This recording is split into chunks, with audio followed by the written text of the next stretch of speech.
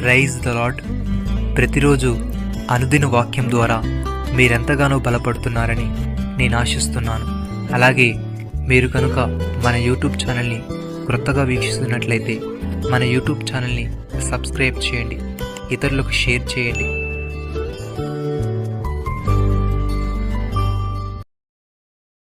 యేసు, ఒకడు నన్ను ప్రేమించినడలా వాడు నా మాట గైకొనును, అప్పుడు నా తండ్రి వానిని ప్రేమించును, మేము వాని యొద్దకు వచ్చి వాని యొద్ద నివాసము చేతుము. యోహాను సువార్త 14:23.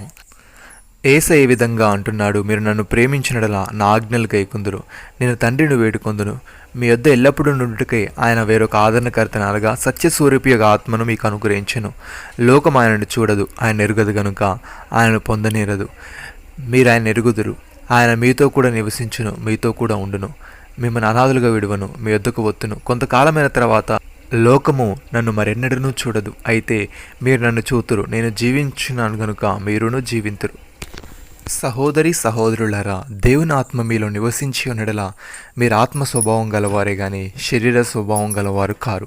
ఎవడైనా క్రీస్తు ఆత్మ లేనివాడైతే వాడు ఆయన వాడు కాడు.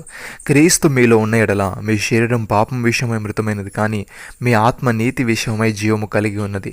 మృతుల నుండి యేసును లేపిన వాని ఆత్మ మీలో నివసించినడలా మృతుల నుండి క్రీస్తు యేసును లేపినవాడు చావునకు లోనన మీ శరీరములు కూడా మీలో నివసించుచున్న తన ఆత్మ ద్వారా జీవింపజేయును. భక్తుడి విధంగా అంటున్నాడు, చిన్నపిల్లలారా, మీరు దేవుని సంబంధులు, మీలో ఉన్నవాడు లోకంలో ఉన్నవాని కంటే గొప్పవాడు కనుక మీరు వారిని జయించి ఉన్నారు.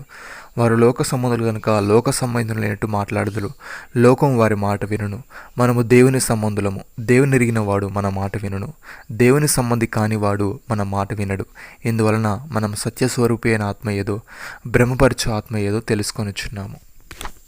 ప్రియమైన సహోదరి సహోదరులారా, యేసు క్రీస్తు కాడని చెప్పువాడు తప్ప ఎవడబద్ధికుడు? తండ్రిని కుమారుని ఒప్పుకొనని వీడే క్రీస్తు విరోధి. కుమారుని ఒప్పుకొనని ప్రతివాడును తండ్రిని అంగీకరించేవాడు కాదు, కుమారుని ఒప్పుకొనివాడు తండ్రిని అంగీకరించేవాడు. అయితే మీరు మొదటి నుండి దేనిని వింటిరో అది మీలో నిలవనీయుడి. మీరు మొదటి నుండి వినినది మీలో నిలిచినట్లా మీరు కూడా కుమారుని యందును తండ్రి యందును నిలుతురు. నిత్యజీవం అనుగ్రహించినది ఆయన తానే మనకు చేసిన వాగ్దానము. నమ్మిన వారు నాతో కలిసి ప్రార్థనలో ఏకీభవించండి.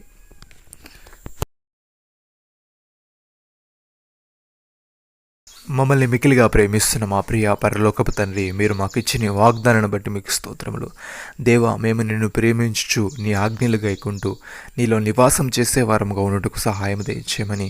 నేను ఒప్పుకొన్న ప్రతివాడును తండ్రిని అంగీకరించేవాడు కాదు గనుక నిన్ను ఒప్పుకున్నవాడు తండ్రిని అంగీకరించేవాడు గనుక మేము మొదటి నుండి దేనిని వింటిమో అది మాలో నిలవనీయుటకు మేము నీ యందును తండ్రి యందును నిలిచుటకు కృపచూపమని, నిత్యజీవనకు వారసులుగా మాలో ప్రతి ఒక్కరిని నీవే చేయమని ప్రభువైన యేసుక్రీస్తు నామములో ప్రార్థిస్తున్నాము తండ్రి. ఆమేన్.